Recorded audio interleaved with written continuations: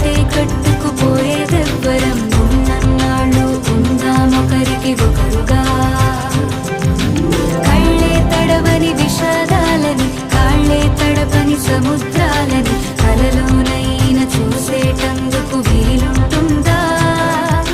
చుట్టం చూపుగా వచ్చామందరం మూటే కట్టుకుపోయేదెవ్వరం ఉన్నన్నాళ్ళు ఉందామొకరికి ఒకరుగా